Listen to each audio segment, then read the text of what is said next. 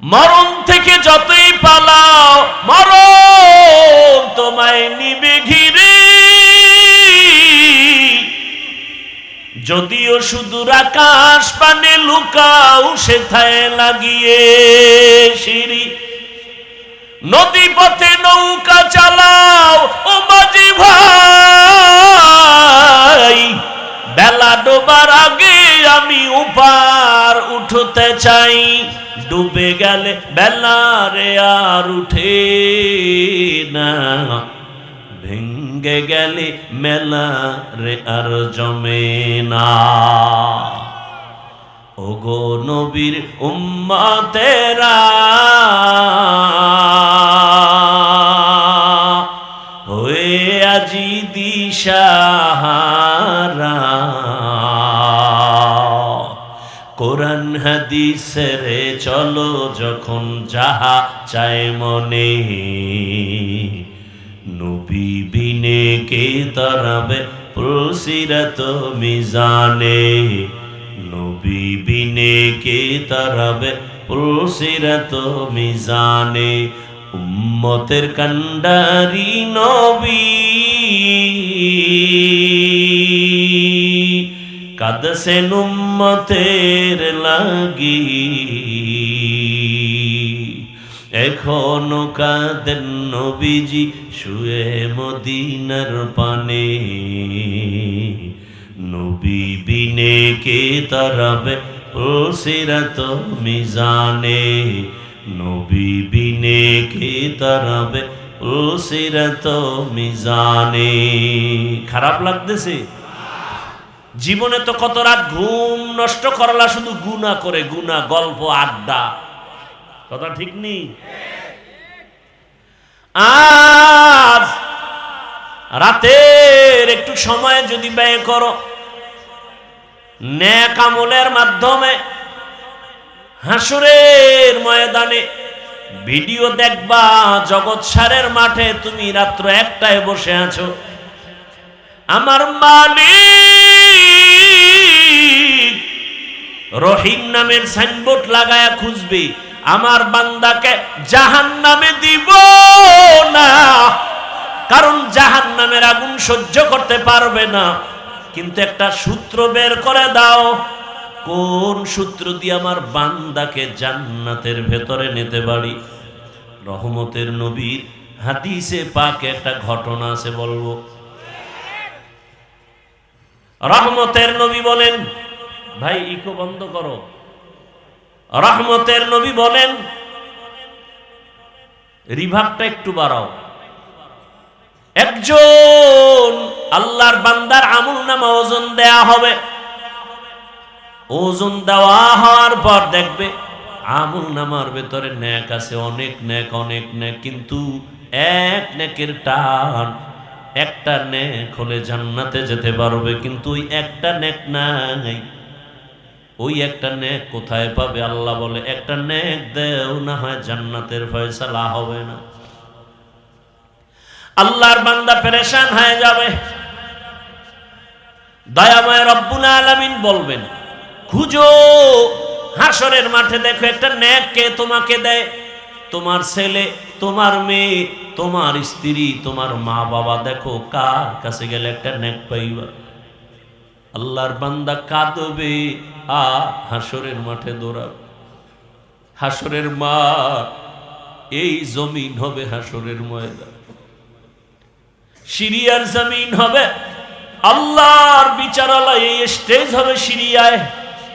প্রথম কিবলা বাইতুল মাকদিস, ওখানে হবে আল্লাহর বিচারালয়, আদালত। আল্লাহ হাসরের ময়দানে স্টেজ কায়েম করবেন, আর সিংহাসনে আল্লাহ বসবেন। বসার পরে আল্লাহ একটা কঠিন গরম আওয়াজ দিবেন, গরম আওয়াজ। সরকার প্রধান যখন ক্ষমতার চেয়ারে বসেন, জাতির উদ্দেশ্যে একটা ভাষণ দেয়নি, চেয়ারে বসিয়ে এই ভাষণ দেয়, ও দেশের জনগণ, আপনাদের ভোটের অধিকার নিয়ে আমি চেয়ারে বসছি, তবে শুনেন, দেশটাকে সুশৃঙ্খল ভাবে পরিচালনার জন্য আমাকে ইনসাফের সাথে চালাতে হবে। সেই ক্ষেত্রে কিছু আইন আছে, আইন আপনারা মান্য করে চলতে হবে। কে আমাকে ভোট দিছেন আর দেন নাই, সবার জন্য আইন সমান। আইন লঙ্ঘন করবেন, কাউকে ছাড় দেয়া হবে না। জেলখানা রেডি, জরিমানা রেডি।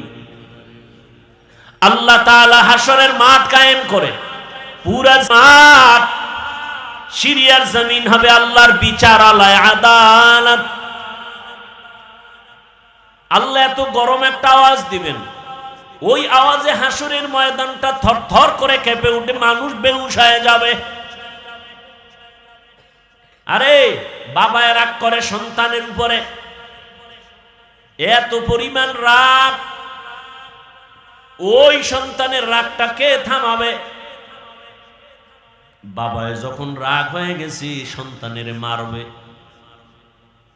একটা ছুরি হাতে নিয়ে কয় পেলে এখন জবাই করব। ওই বাবার রাগ কেউ থামাতে পারে না। স্ত্রী পাশে গিয়া বসে সুন্দর কথা বুঝায় বুঝায় থামায়, এই স্বামী আমার, এত পাগল হলে কি হবে? এই মুহূর্তে তুমি রাগ করেছো, সন্তানটার উপরে যদি একটা অ্যাক্সিডেন্ট করেই ফেলো, তুমি তো আবার কান্না করবা, থামো। তাহলে স্বামী রাগ হলে সন্তানের উপরে মা এসে থামায়, কথা ঠিক নেই? আল্লাহ যদি রাগ করে থামাবে কে? কঠিন হুঙ্কার দিবেন, এমন কঠিন। হাসরের মাঠে সব উলঙ্গ দাঁড়ানো হবে, নারীরাও উলঙ্গ, পুরুষেরাও উলঙ্গ, সব এক জায়গায়। আম্মা জান আয়েশা রাদিয়াল্লাহু আনহা বলেন, ও রহমতের নবী, লজ্জা লাগবে না? কেউ কারো দিকে তাকালে তো লজ্জা পাবে। রহমতের নবী চোখের পানি ছেড়ে বলেন, ও আয়েশা, হাসরের মাঠ এমন কঠিন, এমন কঠিন হবে, কেউ কারো দিকে তাকানোর হুঁশ থাকবে না।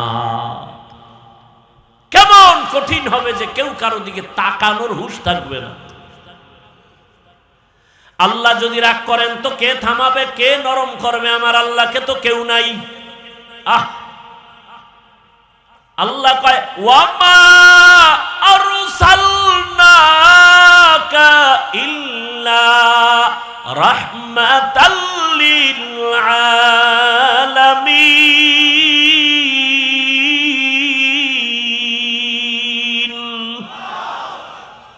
আমি তো একজন রহমতের মানুষ বানায় রাখছি, যে শুধু দুনিয়ার রহমত না, এমন এক ব্যক্তি যে আখিরাতের মাঠেও রহমত। আল্লাহ বলবেন, হাসরের মাঠ এখন প্রস্তুত, মানুষগুলো সব মাটির নিচে। সবার আগে জিবরাইল আমিনকে বলবে, যাও আমার সিংহাসনের পার্শ্বে রহমতের নবীকে নিয়ে আসো, আমার ডান পার্শ্বে আমি বসাবো।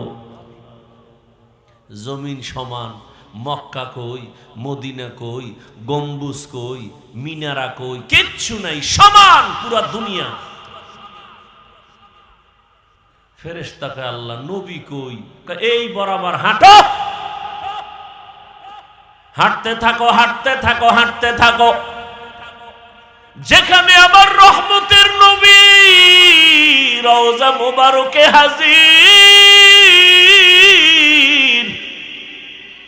ওই জায়গায় গিয়ে দেখবা একটা নূরের আলো মাটির উপরে দেখা যায়। আমার সালাম দিবা, রসুল দাঁড়ায় যাবেন, আমার কাছে নিয়ে আসবা।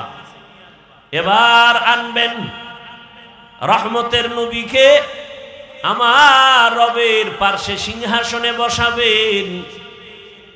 আল্লাহ যখন গরম আওয়াজ দিবেন, লিমানিল মুলকুল ইয়াউম লিল্লাহিল। এই আপনাকে কি হেদায়েত হয়ে গেছে নাকি? হ্যাঁ, কারো জ্যৈষ্ঠ মাস, কারো সর্বনাশ না? মরাডারে মারো কেন, কয় লড়ে কেন? আমার দফা ঠান্ডার হে আরামে ঘুমাইতে যায় না, বিড়ি টানতে যায়? তো কওয়াও যায় না। আল্লাহ হেদায়েত দান করুন। হেদায়েত হয়ে গেছে। ভেতরে দীর্ঘ টাইম বসার শক্তি না থাকলে ওই ভাইগো মতো বাইরে দাঁড়ায় শুনবেন, ফাঁকে ফাঁকে বিড়িও টাইনে আবার আসবেন। সমস্যা কোথায়? ভিতরে ঢুকে ডিস্টার্ব করেন কেন? আল্লাহ হেদায়াত দান করুন।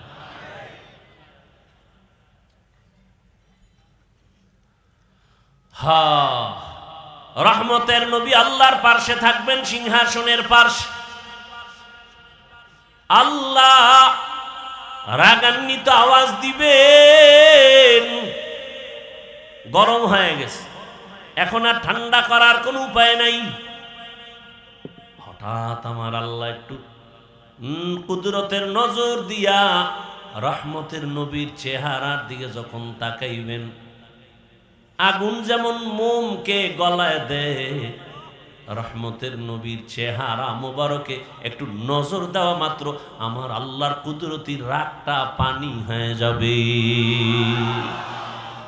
ইমামুল আউয়ালিন আল আখিরিন বহরে সদকা রহমাতান লিল আলামিন সাইয়্যিদুল কাউনাইন খাতমুল মুরসালিন আখির আহমদ বুদে ফখরুল আউয়ালিন।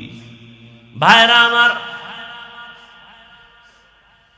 ওই আল্লাহর বান্দা পাগলের মতো ঘুরবে, একটা নেকের টান কোথায় পাবো? হাসরের মাঠ, মানুষের কান্নার আওয়াজ, সবাই পাগলের মতো করবে। কোথায় যাবে? জাহান্নামের আগুনের গরম, সূর্যের গরম, ওদিকে জমিনটা সূর্যের গরমে পুড়িয়ে তামা হয়ে যাবে, না দাঁড়ানো যায়। উপরে গরম, নিচে গরম, চতুর্দিকে শুধু আওয়াজ, জাহান্নামের চিৎকারের আওয়াজ। জাহান্নাম চিল্লাইবে আর বলবে, ও রব্বে কারীম, বেনামাজি গুলো কই? বেনামাজি কোথায়? আমার পেটে দাও, আমার পেটে ক্ষুধা। গুনাহগার বেপরদাওয়ালারা কোথায়? আমার পেটে ক্ষুধা, তাড়াতাড়ি আমার ভেতরে দাও। আল্লাহ বলবে, একটু অপেক্ষা কর, আমি বিচারটা শেষ করে তোর বেনামাজিগুলো তোর পেটে দিতেছি, বরে খা, মজার মতো পেটের ক্ষুধা নিবারণ করবি। ও আমার যুবক বাবারা, বৃদ্ধ বাবাজি, পর্দার আড়ালের মা বোনেরা, কয়দিন এই দুনিয়ার বাহাদুরি, চোখের সামনে লাশ আর লাশ, ঘুমের ভেতরে লাশ, পানির নিচে লাশ, গাড়ির নিচে লাশ, কয়দিন করোনায় লাশ, ডেঙ্গুর লাশ, এক এক করে কত বন্ধু চলে গেল রে বাবা। ওই আল্লাহর বান্দা ঘুরবি, একটা নেক হলে আমি জান্নাতে যেতে পারি।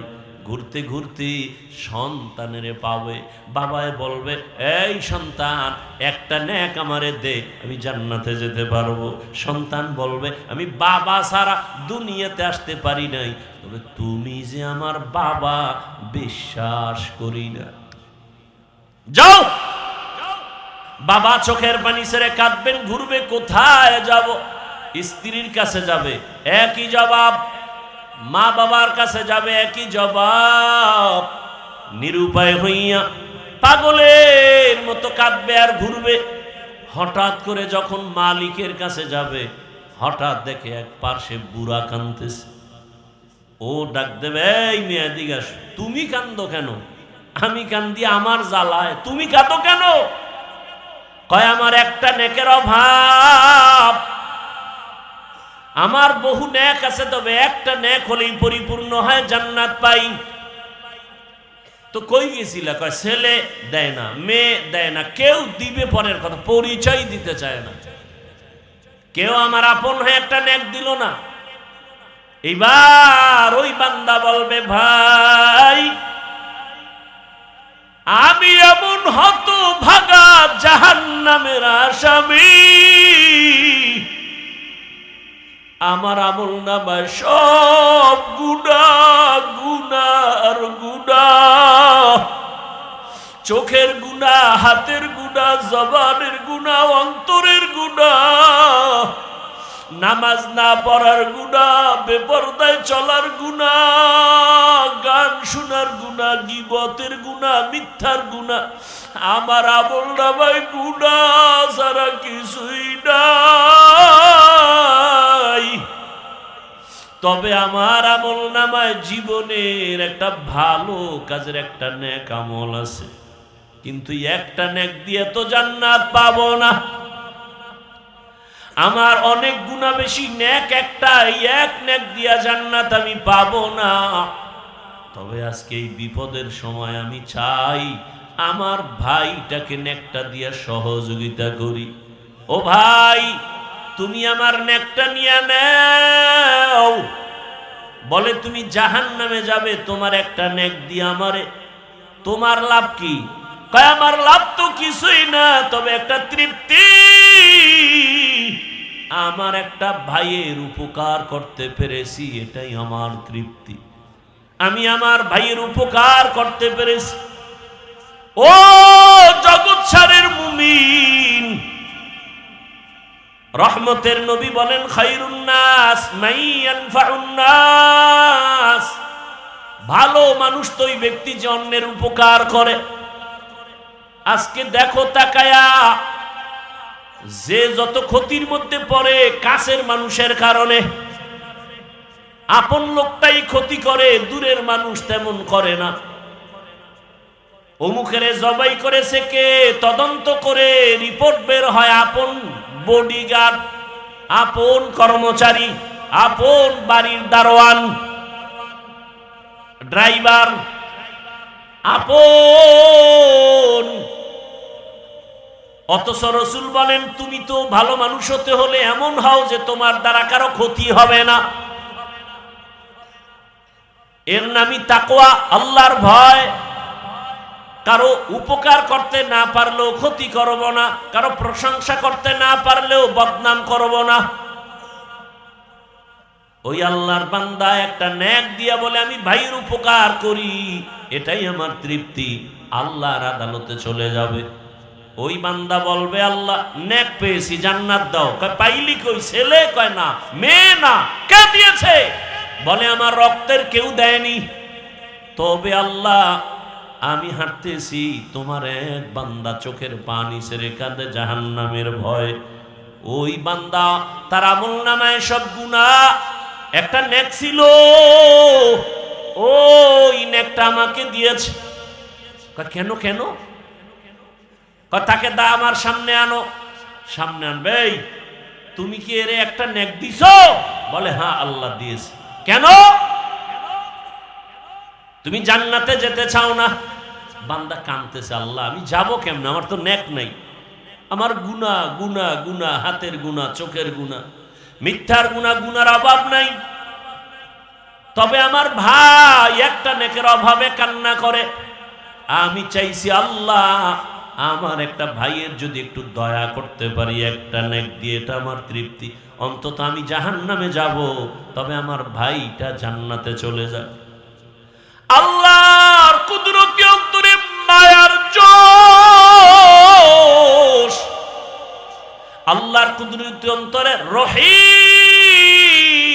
নামের মায়ার জোশ এসে যাবে।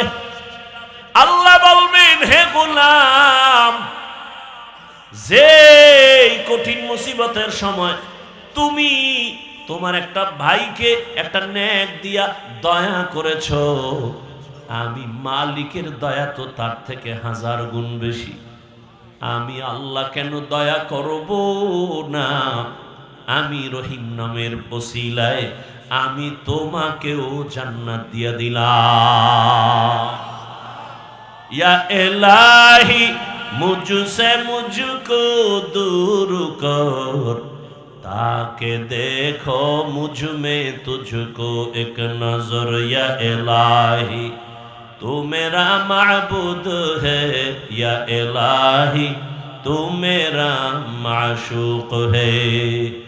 ও আমার যুবক বাবারা, বৃদ্ধ বাবাজিরা, পর্দার আড়ালের মা বোনেরা, বয়ান শুনলে হবে না, এগুলো অন্তরে ঢুকাইয়া তওবা করেন।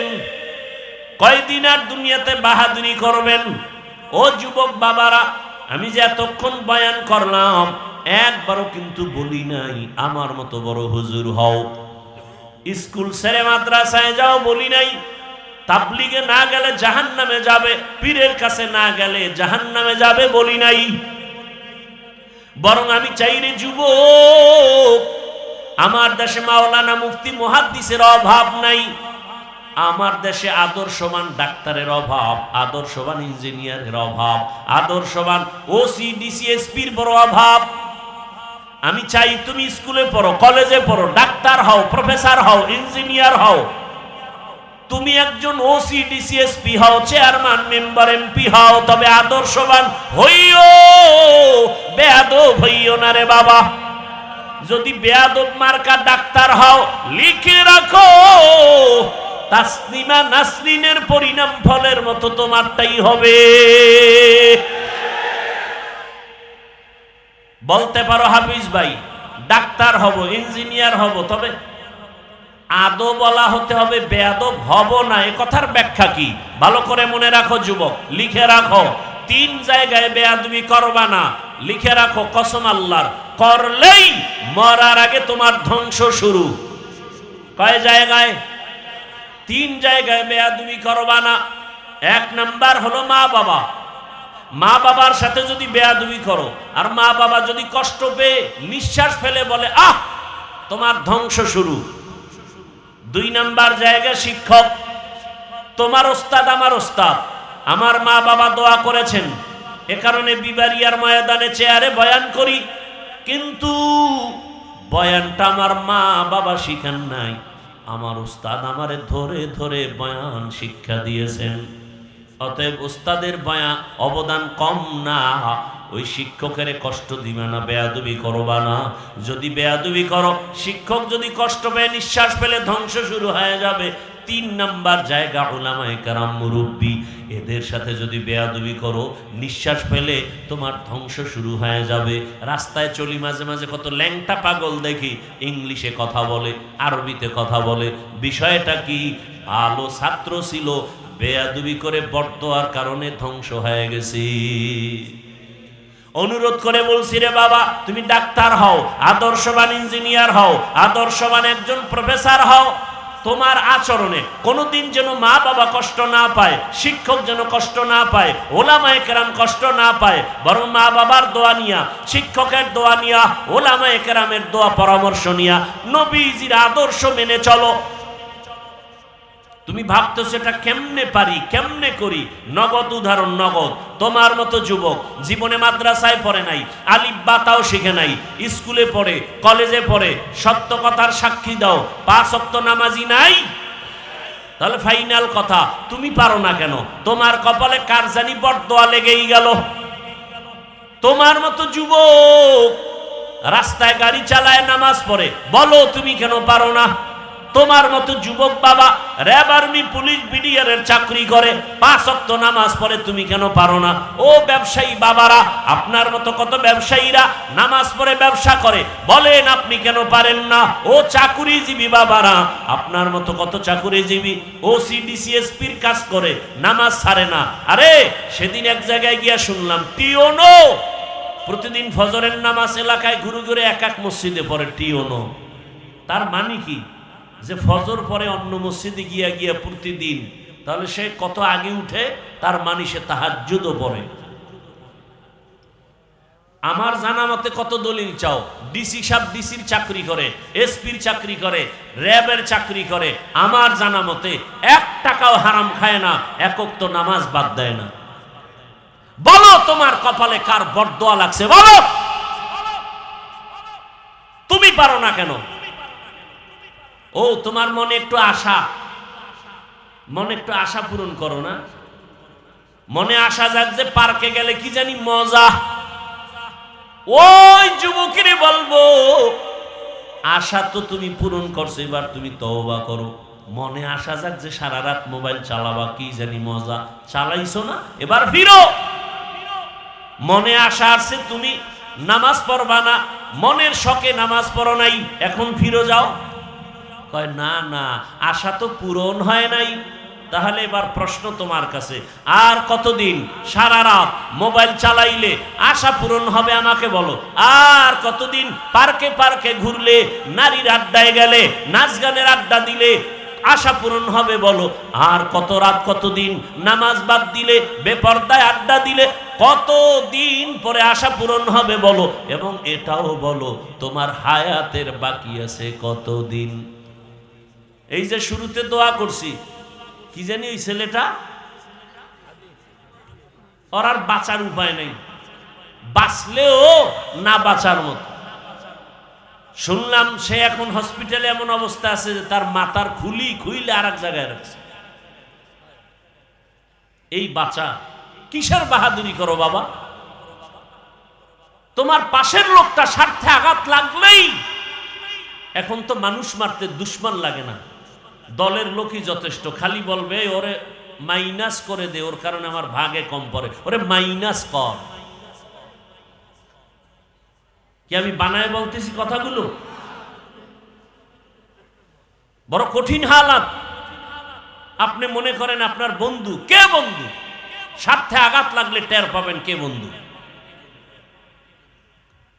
সামনে আপনি টাকা দিবেন, এই দিবেন, সেই দিবেন, প্রশংসা কি আপনার জন্য জীবন দিবে, পিছনে গিয়ে কত সমালোচনা করে। এটা যদি অটো রেকর্ডিং থাকতো গোটা দুনিয়া জোড়া, তখন টের পাইতেন কে কার বন্ধু আর কে দুশ্মন। আর মিয়া, আপনি একজন অন্য মানুষকে চিন্তা করেন, কোন দুনিয়াতে বসবাস করতেছেন যেখানে ছেলে মাকে হত্যা করে, মা ছেলেকে জবাই করে, স্বামী স্ত্রীকে হত্যা করে, স্ত্রী স্বামীকে হত্যা করে। সেই যুগে আপনি কার উপরে নির্ভর করে চলতেছেন? কাকে আপনি বন্ধু মনে করতেছেন? কেউ বন্ধু না। হ্যাঁ, সবার থেকে তুলনামূলক এই দুনিয়াতে আপনাদের চিরন্তন ভালো বন্ধু ওলামায়ে কেরাম। এরা জীবন দিবে, কারো ক্ষতি হতে দিবে না। আল্লাহ হেদায়াত দান করুন। আম্মা জানদেরে বলি, মা, এই অঞ্চলের মধ্যে আপনার মতো কি কোনো মা নাই? পর্দা করে, নামাজ পড়ে, স্বামীর মাল হেফাজত করে, মোবাইলে সময় নষ্ট করে না।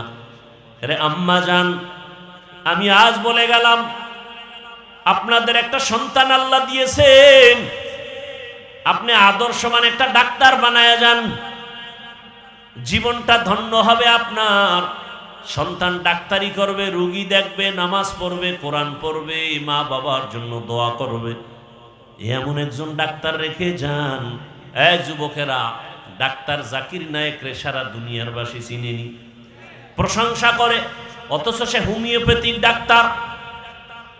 কে জানে তার বাড়ি কই, ঘর কেমন, মা বাপ কেমন, অথচ তার এত সুনাম। এক সময় লেকচার দিত, মাযহাব মানার দরকার নাই, কিন্তু আল্লাহর কুদরত, পৃথিবীর আরাম, চাঁদের আলোর হাতে ধরা খাইছে, হাতটা লাগাইছে তো ধৈরেই 10 মিনিট বয়ান দিয়ে দিছে। 10 মিনিট বয়ান দেওয়ার শোনা মাত্র, লেকচার শোনা মাত্র কয়, হজরত আমার বুশ ঠিক হয়ে গেছে। এবার ডাক্তার সাহেব 40 মিনিটের একটা লেকচার দিয়া কয়, মাযহাব না মানলে ইসলাম মানার কোনো রাস্তা খোলা নাই।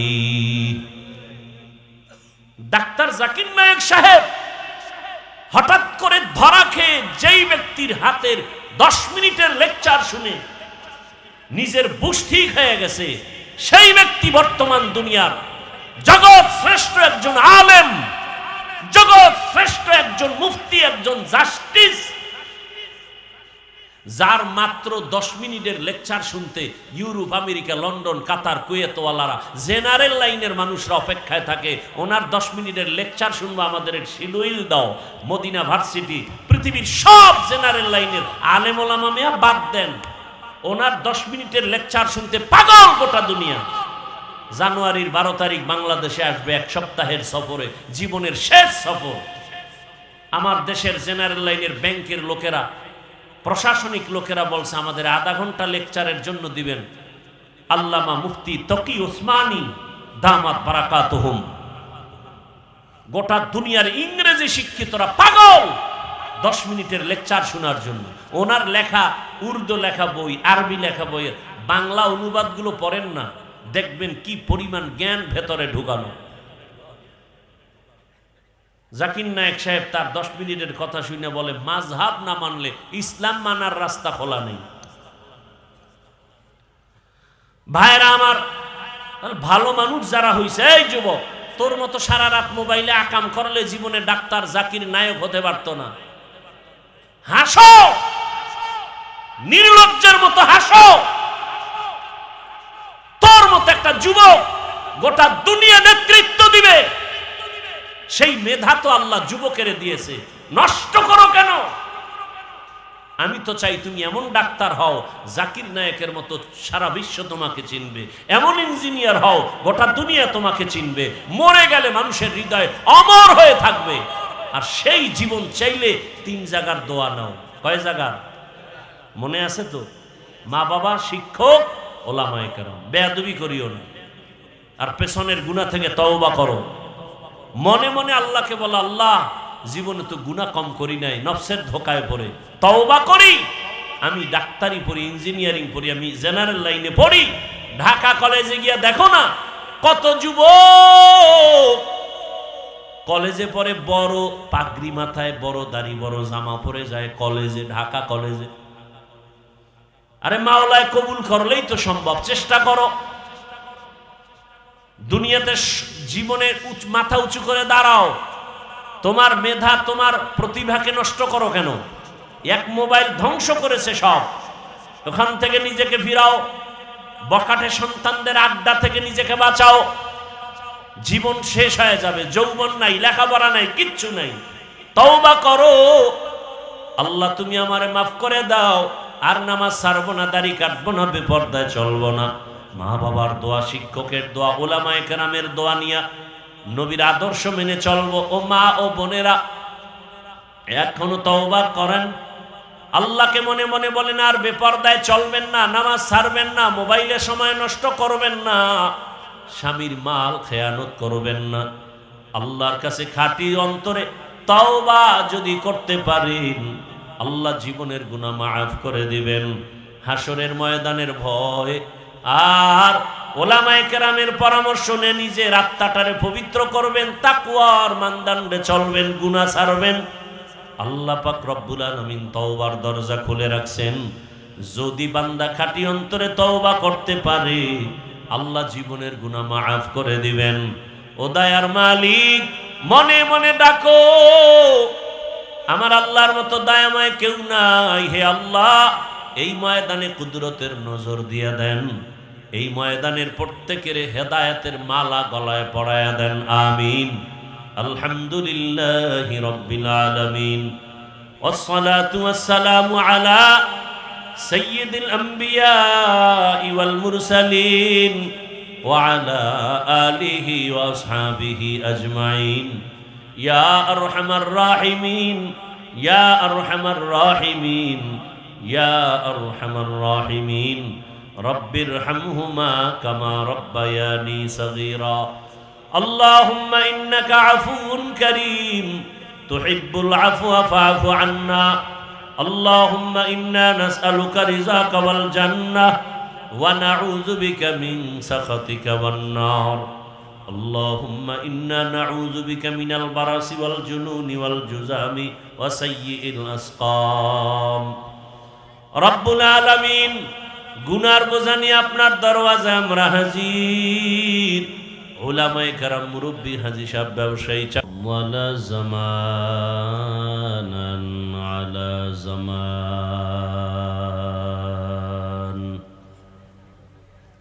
কামা ফাদ্দালা মাকানান আলা মাকান ওয়া ইনসানান আলা ইনসান। ওয়ানাশহাদু আল্লা ইলাহা ইল্লাল্লাহু ওয়াহদাহু শারীকা লাহু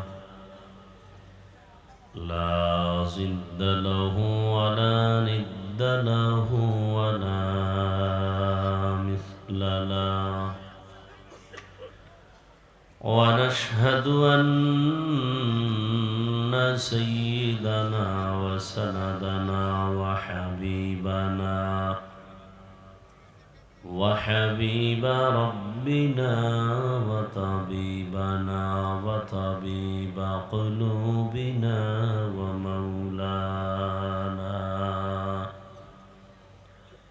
ومولانا محمدا عبده ورسوله. اللهم صل على محمد النبي الأمي وعلى آله وسلم تسليما. وبعد، فأعوذ بالله من الشيطان الرجيم. بسم الله الرحمن الرحيم. يا أيها الذين آمنوا اتقوا الله.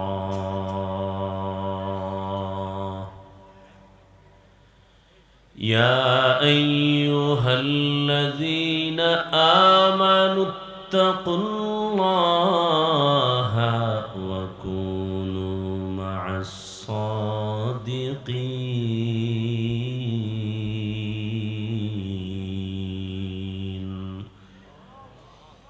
وقال النبي صلى الله عليه وآله وسلم: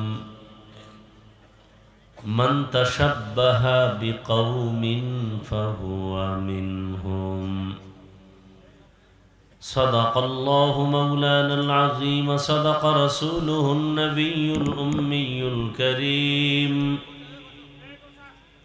ونحن على ذلك من الشاهدين والشاكرين والذاكرين، والحمد لله رب العالمين.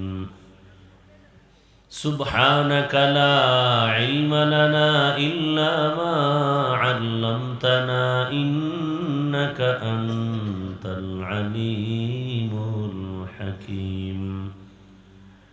رب اشرح لي صدري ويسر لي أمري واحلل عقدة من لساني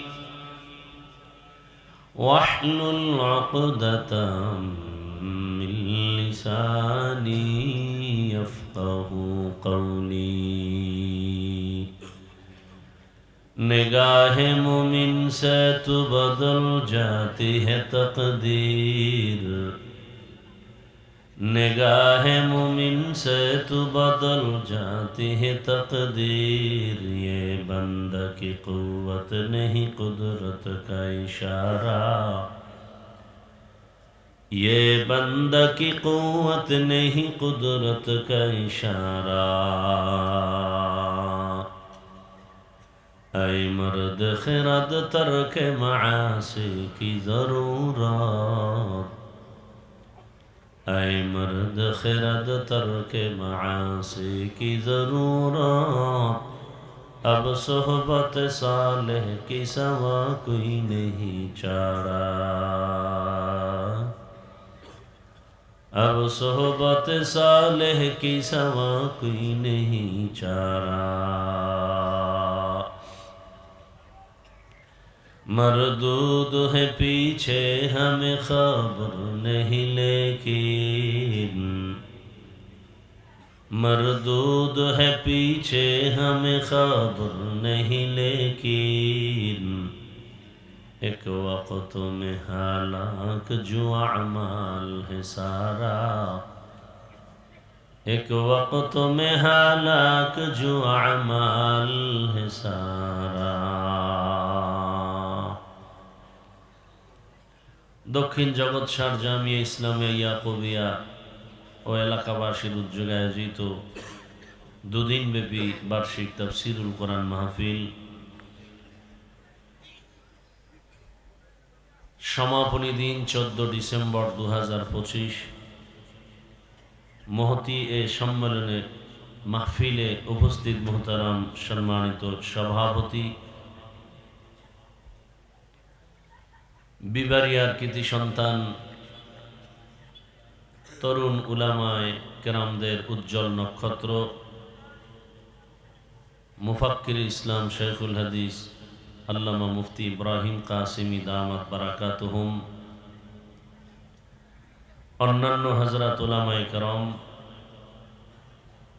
অতিথিবৃন্দ, অত্র অঞ্চলের বিভিন্ন স্থান থেকে আগত আল্লাহ পাকের আশিকিন, জাকিরিন, শাকিরিন, মুহিব্বিন, মুরব্বিয়ান আযম, কলিজার টুকরা আমার সমবয়সী যুবক বন্ধুগণ, স্নেহের ছোট ভাই, পর্দার আড়ালে মাইকের আওয়াজ শ্রবণরতা সম্মানিত মা ও বোনেরা, আল্লাহ পাকের দরবারে শুকর যে আল্লাহ আমাদেরকে সুস্থ রেখেছেন, আলহামদুলিল্লাহ। জীবনের এক অমূল্য সম্পদ আমাদের সুস্থতা।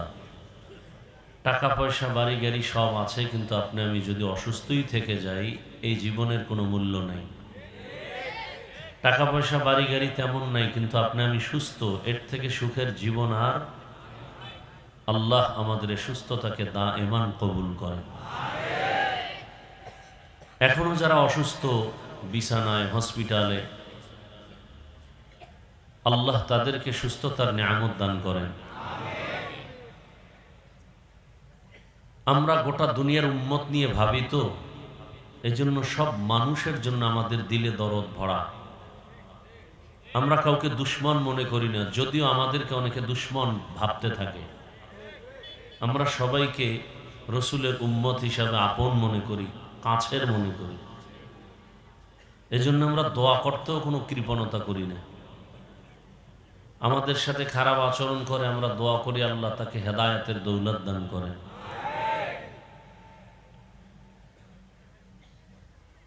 সার্বিক বিবেচনায় পরিস্থিতি তেমনটা সুন্দর না। দিনে দুপুরে যদি গুলি করা হয়, এগুলো বরদাস্ত করা যায় না। রাত্র গভীর ঠান্ডা মাথায় কিছু কথা শোনার চেষ্টা করবেন, বুঝার চেষ্টা করবেন। চিল্লাচিল্লি করার দরকার নাই। আমি প্রশ্ন করলে জবাব দিবেন স্বাভাবিক আওয়াজে। আমরা ভদ্র, ইসলাম শান্তির ধর্ম। ইসলাম আমাদেরকে আদব শিখায়, আদর্শ শিখায়। পৃথিবীর আর কোনো ধর্মে, আর কোনো তন্ত্রে মন্ত্রে মানুষকে আদর্শওয়ালা বানায় না, আদবওয়ালা বানায় না। খুব খেয়াল করি। আমরা দোয়া করি, আল্লাহ সমস্ত অসুস্থ রোগীদেরকে সুস্থ করুন।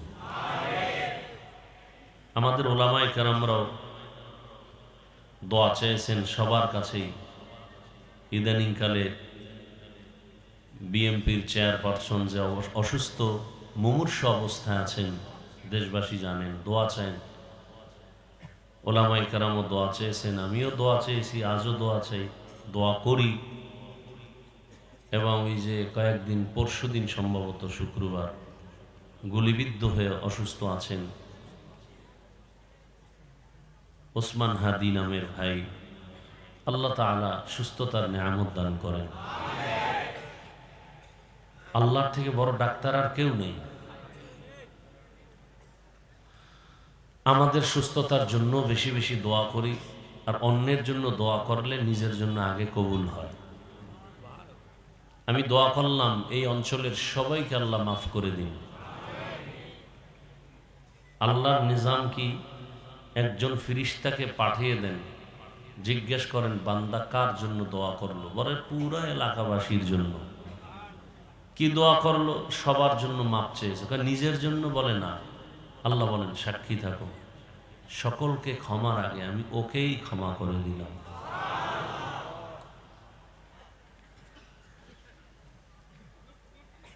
আমরা দোয়া করি সামনে আগত নির্বাচন। 13 জনে দোয়া চায়, 15 জনে দোয়া চায়, সবাই দোয়া চায়। সবাই কি বিজয় হতে পারবে? পারবে না। তা আমরা কি দোয়া করব? পক্ষ বুঝি না, বিপক্ষ বুঝি না। আমরা দোয়াটা এমনভাবে করব যে দোয়াটা কাজে লাগে। কি দোয়া করব? আল্লাহ দেশের জন্য, জাতির খেদমতে এবং ইসলামের উপকার যার দ্বারা হবে তাকে বিজয় দান করেন। এর থেকে আর ভালো দোয়া আছে? দেশের উপকার হবে, জাতির উপকার হবে, নিরাপত্তা পাবে, ইসলামের উপকার হবে, এমন ব্যক্তি বিজয় হোক, তাহলে দেশও ঠান্ডা, জাতিও ঠান্ডা। কথা ঠিক না? আল্লাহ, গতকাল এবং আজ দেশের শীর্ষস্থানীয় হাজরাত উলামায়ে কিরাম কোরআন সুন্নাহ ভিত্তিক দিক নির্দেশনামূলক আলোচনা রেখেছেন। আপনারা ধৈর্যের সাথে শ্রবণ করেছেন। উলামায়ে কেরামদের কথাগুলো সহি তরিকায় আমাদেরকে আমল করার তৌফিক দান করেন। উলামায়ে কেরামের ইজ্জতকে আল্লাহ বেশি বেশি বাড়িয়ে দেন। উলামায়ে কেরামের বিরুদ্ধাচরণকারীদেরকে আল্লাহ পূর্ণ হেদায়েতের দৌলত দান করেন। আমি আপনাদের দোয়া নিতে আসছি। গত বছর আসছিলাম, তার আগেও একবার আসছিলাম, আজও এসেছি। অসুস্থতার মধ্যেই দৌড়াচ্ছি। আল্লাহ আমাকেও সুস্থতার পূর্ণ নেয়ামত দান করেন। পাশাপাশি আপনাদের সামনে সংক্ষেপ কিছু কথা রাখবো। এর ক্ষেত্রে কোরআনে হাকিমের এক আয়াত, রসুলের একটি হাদিস পড়েছে। ইখলাস ও রুহানিয়াতের সমন্বয়, সহি নিয়তে, সহি তরিকায়, সহি কিছু কথা আমাকে বলার মতো, আপনাদেরকে শুনবার মতো দয়াময় রব্বুল আলামিন তৌফিক দান করুন। ইয়া আইয়ুহাল্লাযীনা আমানুত্তাকুল্লাহা ওয়া কুনু মা'আস সাদিকিন। ও জগতের মুমিন, নারী পুরুষ, ধনী গরিব, শিক্ষিত অশিক্ষিত, যারা মুমিন, তোমরা আল্লাহকে ভয় করো, তাকওয়া অর্জন করো, তথা আল্লাহর প্রিয় বান্দা যারা জমিনে আছেন এদের বন্ধু হয়ে থাকো। নবীজি হাদিসে বলেন, মান তাশাব্বাহা বিকৌমিন ফাহুয়া মিনহুম। দুনিয়াতে যে ব্যক্তি যেই দলের সাথে সম্পর্ক রাখবে, যে কৌমের সাথে উঠা বসা, চলাফেরা, ভালোবাসা রাখবে, হাসরের দিন তার সাথেই তার উঠতে হবে। তর্জমা শেষ। খুব সংক্ষেপ কথা, বুঝার চেষ্টা করব। বাংলাতে একটি প্রবাদ আছে, যার সাথে যার মুহাব্বত তার সাথে তার কিয়ামত। রসুল কি বলছেন? যেই ব্যক্তির সম্পর্ক যেই দলের সাথে, যেই কৌমের সাথে উঠা বসা, চলাফেরা, ভালোবাসা, কিয়ামতে তাদের সাথেই উঠবে। আপনার আমার ভালোবাসা যদি আব্রাহাম লিঙ্কনের আদর্শের সাথে হয়, তাহলে কিয়ামতের ময়দানে আব্রাহাম লিঙ্কনের সাথেই আমাদেরকে উঠতে হবে। কথা বুঝার চেষ্টা করি। আপনার আমার ভালোবাসা, উঠা বসা, চলাফেরা, অল টাইম যদি এই ভালোবাসাটা মাও সেতুনের আদর্শের সাথে হয়, লেনিনের আদর্শের সাথে হয়, কালমার্সের আদর্শের সাথে হয়, এদের সাথেই হাসরের দিন উঠতে হবে। আপনার আমার সম্পর্কটা কেউ যদি মনে করে কি বলে, বাংলাদেশের আদর্শ বিক্রি করেনওয়ালা এরশাদ সাহেবের আদর্শের সৈনিক আছে না, এরা উঠতে বসতে সর্বত্র প্রচেষ্টা চালায়, আমরা এরশাদ সাহেবের আদর্শ বাস্তবায়ন করব। কিয়ামতের দিন ওই আদর্শ নিয়ে যারা চলবে, হাসরের দিন তাদের সাথেই হাসর হবে। কেউ যদি শেখ মুজিবুর রহমান সাহেবের আদর্শের সৈনিক বলে উঠা বসা চলাফেরা করে, এটাই ভালোবাসার মূল থিম হয়, সব বিষয় কে জানেন? আল্লাহ তো ভালো জানেন, তার সাথেই হাসর হবে। কিছু আল্লাহর বান্দা আছে মদিনার আদর্শ ভালো লাগে না, এই জন্য চুল কাটছে ক্রিকেটারের আদর্শ অনুযায়ী, চুলগুলো ওভাবে, পোশাকটা সেভাবে, দাড়ি রাখে না ফট করে রেখে দিছে একেবারে নিচে অংশ। কি ভাষা বলে, একটা স্টাইল করেছি, দাড়ি রেখি নেই। কি স্টাইল কেন বলে? আন্তর্জাতিক মানের খেলোয়াড়দের স্টাইল। কিয়ামতের দিন খেলোয়াড়দের সাথেই তোমাকে উঠতে হবে। আর যার ভালোবাসা আল্লাহর সাথে, রসুলের সাথে, কোরআন হাদিস, উলামায়ে কেরামের সাথে, কিয়ামতের দিন রসুলের সাথে, ওলামাদের সাথেই তার হাসর হবে।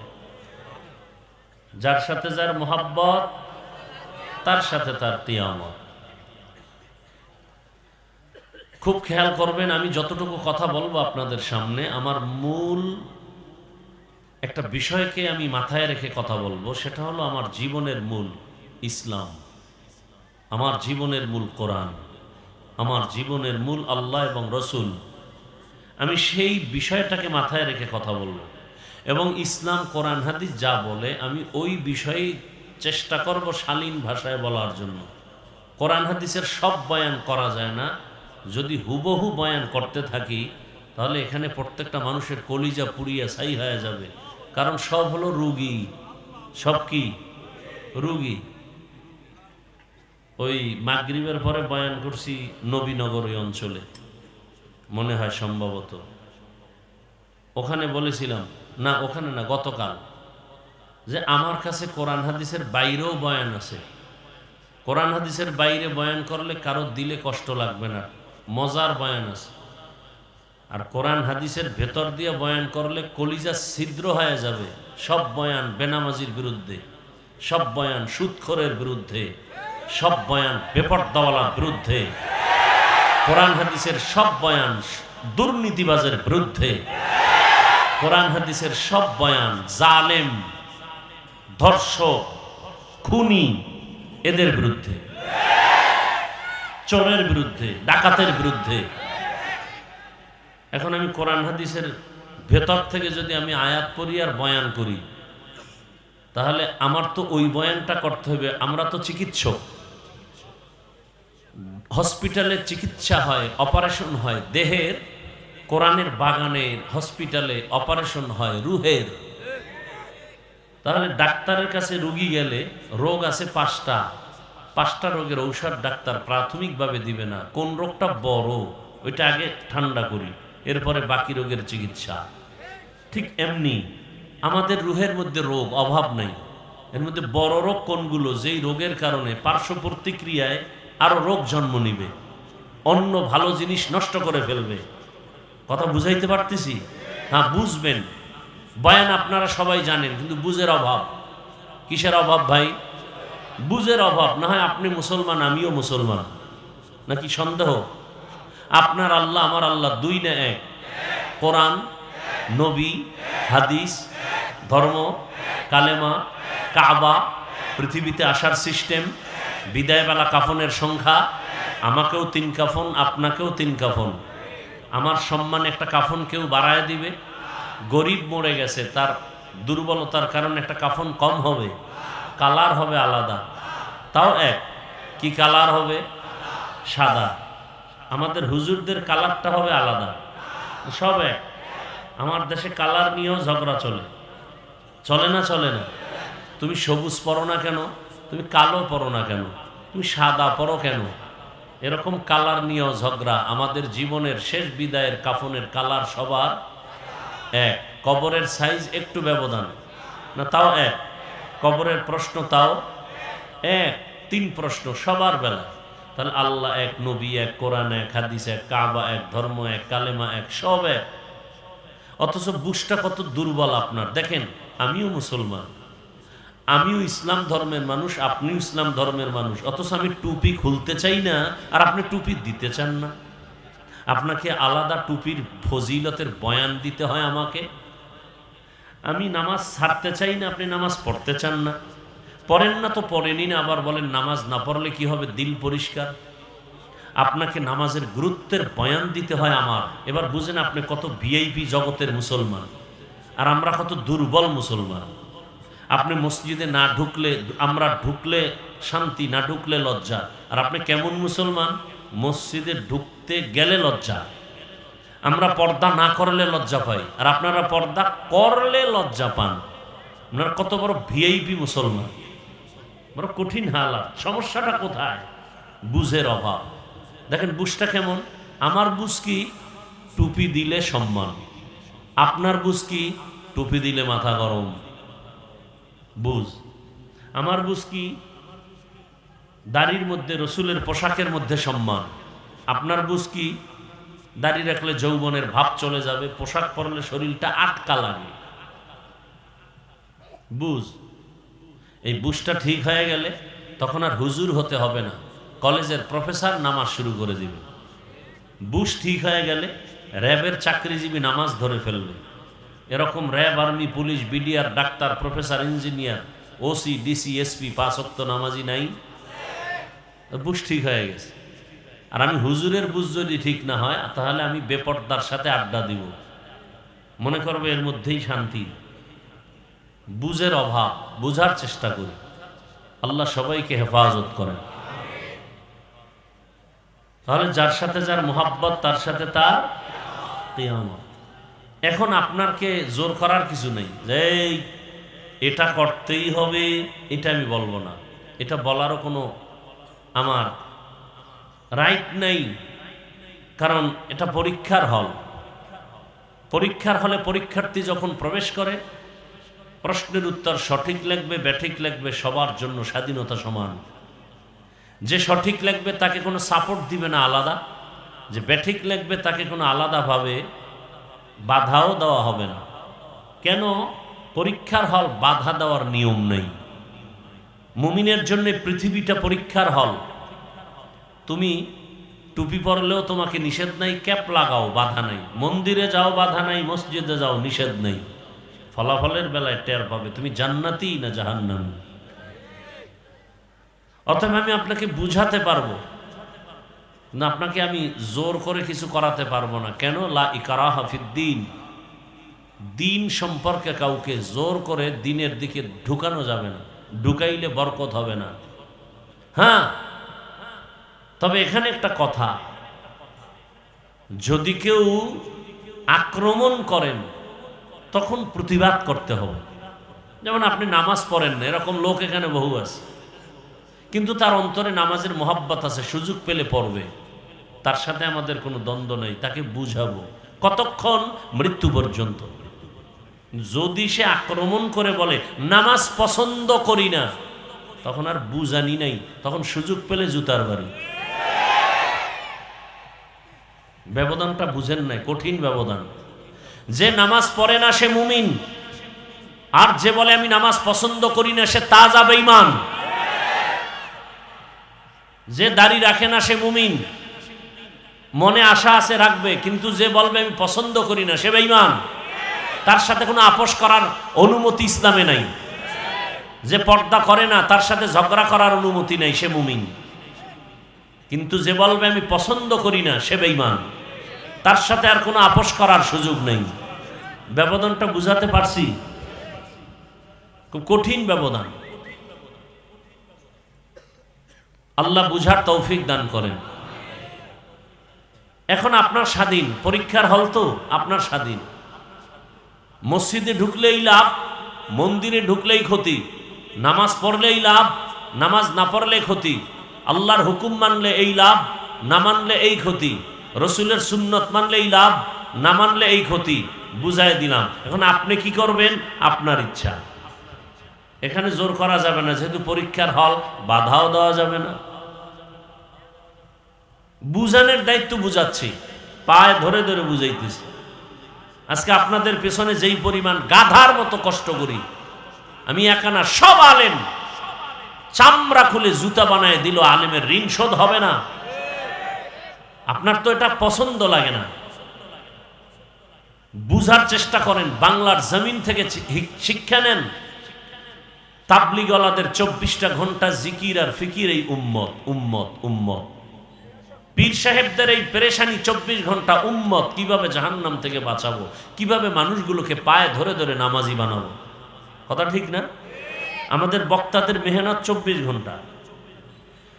আমার ছেলে, আমার মেয়ে, আমার ঘর, আমার স্ত্রী, পরিবারের সময় খবর নেওয়ার, হক আদায় করার সময় পাই না, আপনাদের পেছনে ঘুরতে ঘুরতে। এভাবে সব আলেম, মসজিদের ইমাম ও খতিব 24টা ঘন্টা আপনাদের পেছনে মেহনত করে কিভাবে একটা উম্মতকে নামাজি বানানো যায়। মাদ্রাসার শিক্ষকরা, আলেমরা আপনাদের সন্তানদের নিয়ে ফিকির, কিভাবে একটা সন্তানকে দ্বীনের উপরে মজবুত করে গড়ে উঠানো যায়। এর ঋণ কি আদায় করবেন? হ্যাঁ, মাঝে মাঝে আদায় করেন, গালি দিয়া, ফেসবুকে বিরোধিতা করে ঋণ আদায় করতেছেন যে আলেম দেশের বোঝা। আরে ভাই, বরযাত্রীর মূল ব্যক্তি না থাকলে ওই কাফেলার কোনো মূল্য নাই। বেড়াইতে গেলে ভাত পাবে না, জুতার বাড়ি পাবে। এ জমিনে যদি কোরআনের আওয়াজ না থাকে, আল্লাহর দ্বীন না থাকে, উলামায়ে কেরামের জবানে কোরআনের আওয়াজ না থাকে, এ জমিন আর জমিন থাকবে না। ভূমিকম্প হালকা দিছে, একটা দিলে পুরো পৃথিবী ধ্বংস হয়ে যাবে। ঘুমের থেকে উঠে দেখবেন 50 গজ মাটির তলে শুয়ে আছে। কিসের বাহাদুরি করেন? 100 তলা বিল্ডিংকে ধ্বংস করতে 1 সেকেন্ড লাগে। ভূমিকম্প আসছে, বিল্ডিং থেকে দৌড়াইয়া বাইরে যায়। বাসার কি শখ! ছেলে থুয়ে গেছে, কই ছেলে খবর নাই। বউ একদিকে দৌড়ায়, স্বামী আর একদিকে দৌড়ায়। ছেলের খবর নাই, মেয়ের খবর নাই, ওরনার খবর নাই। আরে তুমি বিল্ডিং থেকে বাহিরে যাও, জমিন যদি ধসে যায় কি হয় না? জমিন যদি ডেবে যায় মাটির তলে, নিচে যায়, তা তুমি বিল্ডিং থেকে বাহির হয়ে বাঁচবা কি করে? বরং ওখানে বসে আল্লাহকে তওবা করো আর গুনাহ মাফ চাও। কই, ভূমিকম্প হওয়ার পরে কি মসজিদে মুসল্লি বাড়ছে? তা অপেক্ষা করো, আরো গজব আসবে। সেই ঘুষ করতে এখনো ঘুষ খায়, সুদ করতে এখনো সুদ খায়, তওবা তো করলো না। এই জাতিকে আর কোন গজব দিলে সোজা হবে? আল্লাহ হেদায়েত দান করুন। কি আপনাদের ধারণা কি তাল মিলাবেন না? আমার কথাগুলো বুঝার চেষ্টা করবেন এবং বুঝে শুনে জবাব দিবেন। আমি কোরআন হাদিসের ভেতর থেকে বলবো না বাহির থেকে বলবো? ভেতর থেকে বলবো। সহ্য করতে পারবেন? বুঝেন কিন্তু কোরআন হাদিসে যা আছে আমি টু দি পিওর ওই স্কেলে বলবো, একটা কথা বাহির থেকে বলবো না। যদি মনে হয় বলে ফেলেছি, ভুলে ধরায় দিবেন। আমি এখন কানে ধরে তওবা করে নিব সবার সামনে। কিন্তু আমার সব কথার মূল কি? কোরআন হাদিস ইসলাম, এটা আমার মূল। ইসলাম ঠিক, সব ঠিক। ইসলাম ঠিক নেই, কিচ্ছু ঠিক নেই। ইসলামকে চিনেন না, জানেন যে একটা ইসলাম আছে, চিনেন না ইসলাম কি। যদি চিনতেন, আমি যেমন টুপির জন্য পাগল, আমি যেমন রসুলের আদর্শের জন্য আশেক পাগল, আপনিও পাগল হয়ে যেতেন। না, রসুলের সুন্নাত ছেড়ে দেয়া যায় না। আপনি বুঝেন না ইসলাম যে কত সুন্দর একটা ধর্ম, আপনি বুঝেন না, জানেন না পৃথিবীতে একটাই মাত্র ধর্ম মানুষের কল্যাণের, চূড়ান্ত কল্যাণ, যেখানে অকল্যাণ বলতে কিচ্ছু নাই। একটাই মাত্র ধর্ম ইসলাম। পৃথিবীতে এমন এক ধর্ম ইসলাম, এর মতো সহজ, সুন্দর, শালীন ধর্ম আর পৃথিবীতে দ্বিতীয়টা নাই। খোদার কসম, আমার কথা অবিশ্বাস করলে কবিরা গুনাহ হবে।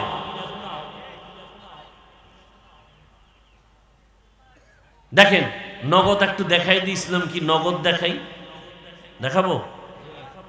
এই ধরে নেন, এরকম একটা মানুষের আয়োজন যদি বিবেরিয়ার কোনো টাকাওয়ালা বাহাদুর সাহেব করতে চান, যে আমি এতগুলো মানুষ এক জায়গায় জমা করব রাত্র 12টায়, তখন তার পেরেশানিটা কেমন? 1 নাম্বার, এই লোকগুলো আসতে আর যাইতে ফ্রি গাড়ি দিতে হবে। আপনাদেরকে ফ্রি গাড়ি দেওয়া হয়েছে? হয়নি। নাম্বার 2, এই মানুষগুলো আসার পরে বসার জন্য ভিআইপি চেয়ার দিতে হবে, চেয়ার। তাও কিন্তু এই বেহেশতি মানুষ আসবে না, অধিকাংশ গাঞ্জা করে সে হাজির। আপনাদেরকে ভিআইপি বিছানা দিছে তো, চেয়ার কি দিছে? এর থেকে পৃথিবীতে 3rd ক্লাসের আর কোনো বিছানা হতে পারে? অথচ কোনো কষ্ট আছে? সব আলেম, সাদা দাড়িওয়ালা মুরব্বীরা চুপচাপ বসে আছে। কে ধনী, কে গরিব, কে আলেম, কে মূর্খ, সব একাকার। আল্লাহ মানুষকে বিবেক দিছেন, বিবেকটাকে কাজে লাগান। পশুকে আল্লাহ বিবেক দেন নাই। একটু বুঝেন, বুঝার চেষ্টা করেন। আমি আপনাদের দুশ্মন না, আমি আপনাদের কলিজার বন্ধু। পাও ধরার জন্য আসছি, গালি দিতে আসি নাই। আপনাদের পাও হাত দিয়া বুঝাইয়া আপনাদেরকে শান্তির দিকে দাওয়াত দিতে আসছি। প্রয়োজনে পাও ধরা লাগলে নিচে এসে পাও ধরবো, সেই অবস্থায় আসছি, গালি দিতে আসি নাই। এরপরে এই লোকগুলোকে সাহেব এখানে জমা করার পরে চেয়ারে বসাইলেন, ফাঁকে ফাঁকে নাস্তা দিতে হবে। যদি একটু প্যাকেটে টান পড়ে তো চেয়ারের বাড়ি, বাতাসে উড়বে চেয়ার।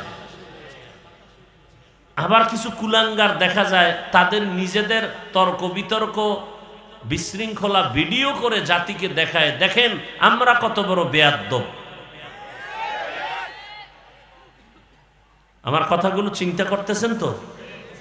আচ্ছা, আপনাদের এখানে আসার পরে থার্ড ক্লাসের বিছানা দিল, কারো অন্তরে কষ্ট নাই। নাস্তা দিছে কতবার? মোনাজাতের পরে দেয়া হবে? হবে না? হবে না, কষ্ট নাই। আচ্ছা, এরপরে এই দুনিয়ার লাইনের এই বিশাল আয়োজন করতে গেলে এতগুলো মানুষকে নিয়ন্ত্রণের জন্য কি পরিমাণ পুলিশ এখানে রাখতে হতো? ভাই, সত্য কথাটা আপনি মানেন আর না মানেন, স্বীকার করেন যে হ্যাঁ এটা বাস্তব। পুলিশ লাগতো না? ক্রেডিট বা পাওয়ার থাকলে র্যাব নিয়ে আসতো, আর্মি নিয়ে আসতো। এতেও যদি ভয় লাগতো, সর্বশেষ নিরাপত্তা কুত্তা। কারণ মানুষের উপরে বিশ্বাস নেই, বডিগার্ড বডির উপরে গুলি মারে। কুকুর মানুষের সাথে বেইমানি করে না, আজও পর্যন্ত শুনি নেই। মানুষ বেইমানি করে, কুকুর করে না। আপনাদেরকে নাস্তা দেয়া হলো না। আচ্ছা বলেন তো, এখানে নিয়ন্ত্রণের জন্য কত টিম পুলিশ আছে? প্রশাসনের কেউ আছে? বুঝলে আর বেশি লাগে কিছু? এতগুলো মানুষ চুপচাপ, এত রাত, কষ্ট, ঠান্ডা। চিন্তা করেন, সেই মাগরিবের আগে আসছে, পেটে ক্ষুধা কি পরিমাণ। বাদাম খাইলি কি ওই ক্ষুধা নিবারণ হয়? অন্তত বাঙালির পেট থামে না বাদামে আর চানাচুরি। কথা ঠিক না? এরপরও কিন্তু খানার পেরেশানি ভিতরে নাই। এতগুলো মানুষ চুপ করে বসে আছে, কোনো আওয়াজ নাই। এই মুহূর্তে টেলিফোন আসলেও কেটে দিবে। কথা ঠিক? পুলিশের ভয় নাই, র্যাবের ভয় নাই, আর্মির ভয় নাই, চুপ করে সব বয়ান শুনতেছে। এটা কিভাবে সম্ভব? নগদ চোখে দেখায় দিলাম, এটা ইসলাম মানলে সম্ভব। এর নাম ইসলাম, এর নাম ইসলাম। ইসলাম মানেই শান্তি। এই শান্তি ইসলাম ছাড়া কেউ দিতে পারবে না, সম্ভব না, কোনোভাবেই সম্ভব না। আল্লাহ বুঝার তৌফিক দান করেন। এবার ইসলাম কিছুটা বুঝছেন তো? ইসলাম কি বলে? দুইজন দেখা হলে কি দাও? সালাম শব্দের অর্থ শান্তি। দেখা হলেই শান্তির দোয়া শুরু। কথা ঠিক? ইসলাম কি বলে? বড়দেরকে বলে, এই বড়রা, ছোটদেরকে মায়ার নজরে দেখো। আল্লাহর জাতের কসম, বড়রা যদি ইসলাম অনুযায়ী ছোটদেরকে মায়ার নজরে দেখেন, কোনোদিন জুলুম করবে না। এবার ইসলাম ছোটদেরকে কি বলে? এই ছোটরা, বড়দেরকে সম্মানের নজরে দেখো। সব ছোটরা বড়দেরকে যদি শ্রদ্ধার নজরে দেখে, কোনোদিন বেয়াদবি করবে? এর নাম ইসলাম। ইসলাম কি বলে? কর্মচারী কাজ করে, ঘাম ঝরার আগে বেতন দিয়ে দাও। আচ্ছা, কর্মচারীকে যদি টাইম মতো বেতন দিয়ে দেন আগে আগে, ও কাজে ফাঁকি দিবে? আর যদি বেতন মেরে খান, তাহলে কাজের নামে মোবাইল চালাবে। ইসলাম কত সুন্দর, মানেন না কেন? এত সুন্দর ধর্ম, বুঝের কিছু অভাব। কিসের অভাব ভাই? বুঝের অভাব। আল্লাহ হেদায়েতের দৌলত দান করেন। আসেন আয়াতের উপরে কিছু আলোচনা করি, ধৈর্য হারাবেন না তো? ইয়া আইয়ুহাল্লাযীনা আমানুত্তাকুল্লাহা ওয়া কুনু মা'আস সাদিকিন। শুধু মুমিনকে আল্লাহ বলেন, হে মুমিন, দুইটা আদেশ তোমাদেরকে দিলাম কল্যাণের জন্য। এই দুইটা আদেশ যদি মানো, বিনা হিসাবে আমি জান্নাত দিয়ে দিব। প্রথম আদেশ হলো আমি আল্লাহকে ভয় করো। দ্বিতীয় আদেশ হলো জমিনের মধ্যে কিছু ভালো মানুষ আছে, সত্যবাদী, আল্লাহর প্রিয় গোলাম, এদের বন্ধু হয়ে থাকো। তাহলে তুমি দুনিয়াতেও মুকুটহীন বাদশা হবে, আখেরাতে তুমি বিনা হিসাবে জান্নাতে যাবে। মুমিনকে দুইটা আদেশ দিলেন, কোনো বেঈমানকে দেন না কেন? এর সংক্ষেপ জবাব হলো, জান্নাত শুধু মুমিন পাবে, কোনো বেঈমান এক সেকেন্ডের জন্য জান্নাত পাবে না। জান্নাত কারা পাবে? শুধু মুমিন। আর মুমিনরাও যে পাবে, কত ফিডা খাওয়ার পর, বহু ফিডা কপালে আছে। দলিল, রহমতের নবী বলেন, আমি আশঙ্কিত, আমি ভয় ভীত, আমার আগে একদল উম্মত ছিল বড় চালাক। এদের বংশে এদের গোষ্ঠীর মধ্যে অনেক নবী রাসূল আল্লাহ পাঠিয়েছেন। ওই গোত্রে ওই বংশের নাম, ওই দল, ওই গোষ্ঠীর নাম বনি ইসরাইল। ওই বনি ইসরাইলের আল্লাহ এত আদর করেছেন, ডাইরেক্ট আসমান থেকে খানা দিছেন। ডাইরেক্ট সন্ধ্যাবেলা দেখতো ছোট ছোট পাখি, আস্তা পাখি বুনা হয় জমিনে পড়ে, হালুয়া পড়ে বৃষ্টির মতো, নিশিরের মতো। জামানার নবী মূসাকে আল্লাহ বলছেন বনি ইসরাইল চালাকি করে যেন কালকের জন্য খানা রেখে না দেয়। আজকেরটা পেয়েছে, আজ খেয়ে ফেলবে, কালকে আবার দিব। যদি চালাকি করে খানা বন্ধ হয়ে যাবে। মজা পাইয়া বনি ইসরাইলরা খাইয়া কয়া সব খাইস না, কালকের জন্য রেখে দাও। রেখে দিয়েছে, চালাকি করে খানা বন্ধ হয়ে গেল। রহমতের নবী বলেন ওই বনি ইসরাইল যদি চালাকি না করত, আমার উম্মতেরাও কিয়ামত পর্যন্ত আসমানের ডাইরেক্ট খানা খেয়ে ঘুমাইতো। ওর চালাকির কারণে খানা বন্ধ হয়ে গেল। ওই বনি ইসরাইল এত চালাক, অহংকারের ভাব করে করে নিজেদের মধ্যে দলে দলে বিভক্ত হয়ে গেল ৭২। আর আমি মুহাম্মদের উম্মতের দলের মধ্যে আরো একটা বেড়ে যাবে। কয় দল হবে? কুল্লুহুম ফিন্নার, সবাই জাহান্নামে যাবে। ইল্লা মিল্লাতান ওয়াহিদা, এক দল জান্নাতে যাবে। ক্বালু মান হিয়া ইয়া রাসূলুল্লাহ, ও ফি রাওয়ায়াতিন মা হিয়া ইয়া রাসূলুল্লাহ। সাহাবায়ে কেরামদের মধ্য থেকে কেউ বললেন, রহমতের নবী ৭৩ কাতারের মধ্যে যেই দলটা জান্নাতে যাবে তাদের পরিচয় কি?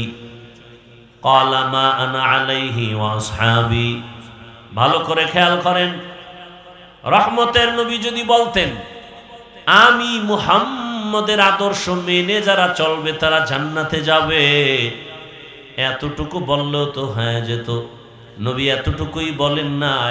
রহমতের নবী বলেন দুইটা আদর্শকে অ্যাডজাস্ট করে যারা জীবন চালাবে তারা জান্নাতে যাবে। এক হলো আমি মুহাম্মদের আদর্শ, আর আমার হাতে গড়া ছাত্র সাহাবায়ে কেরামের আদর্শ যারা মেনে চলবে। অতএব ১৫০০ বছর পরে ফাইনাল এখান থেকে আমরা শিক্ষা নিলাম, যদি কেউ বলে আমরা মুহাম্মদ আর নবী মানি, সাহাবাদেরকে মানি না, এরা মুসলমান হলেও এরা ৭২ কাতার জাহান্নামীদের অন্তর্ভুক্ত। তুকু যাও সুন্নতে আহমদ কো জাবা মুহাম্মদ कैबुअद निस्बत रामन अहब्बा सुन्नती कौले रसूल मजदाए काना माई हम कुन कबूल।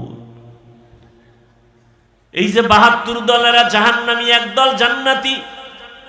এই যে ৭২ দল জাহান্নামে যাবে, এখানে কোনো হিন্দু নাই, বৌদ্ধ নাই, খ্রিস্টান নাই, ইহুদি নাই, সব মুসলমান।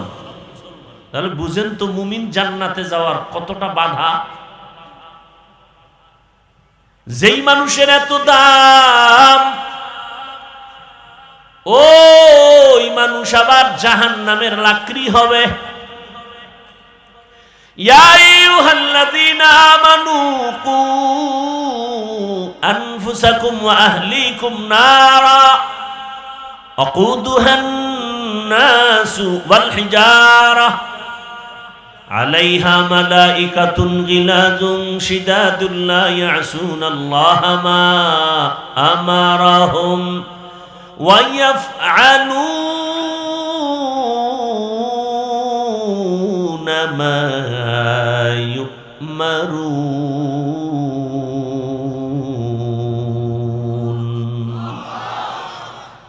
আল্লাহ বলেন, হে মুমিন, জাহান্নাম থেকে নিজেকে বাঁচাও, এরপরের দায়িত্ব আহালকে বাঁচাও।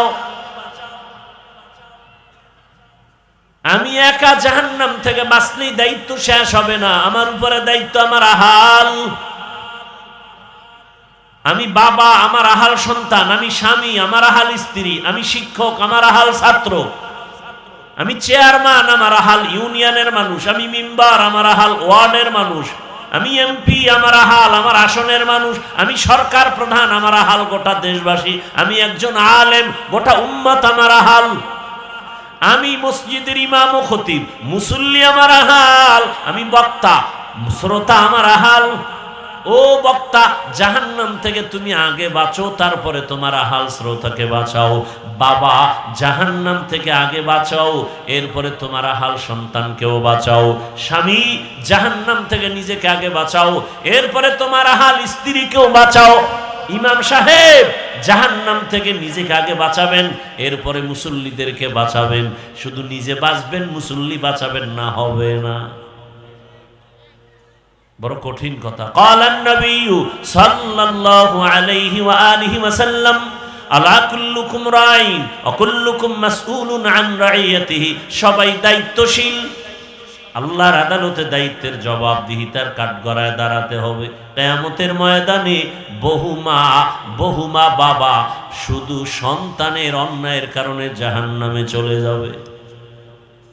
দুনিয়াতেই তো অন্যায় করে সন্তান, মা বাবার হাতে কেন পুলিশের হ্যান্ডকাপ লাগানো হয়?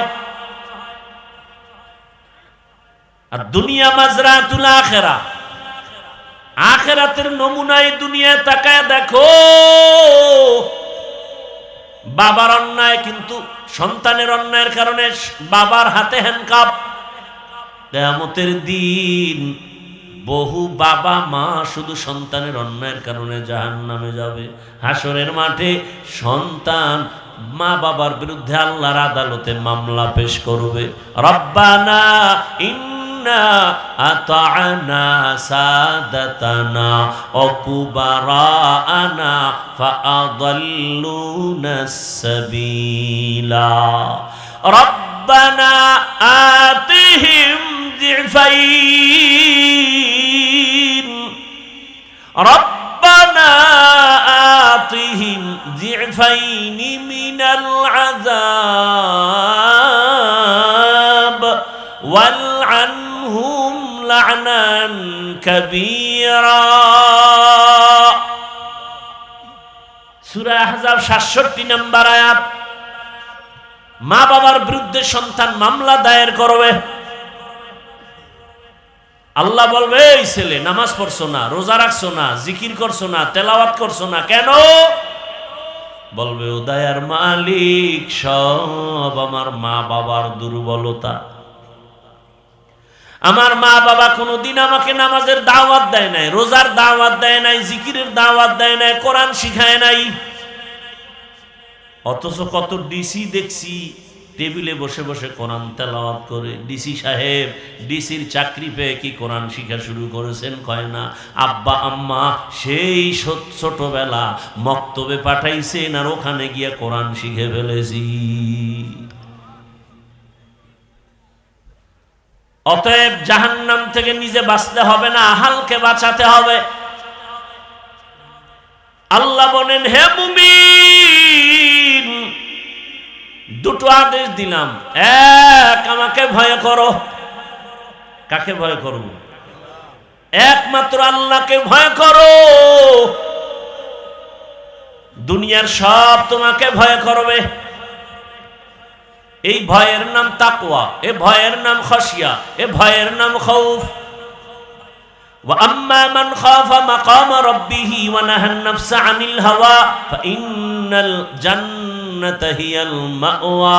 হর কে দারত খাউফে হকদার দিল মাদাম জান্নাতুল মাওয়া দেহদ ও রামাকাম জুজবা হাকচি জে মখাজ ইনসুজা ফজলে উআ মস্তে দর জুমলা জাহা।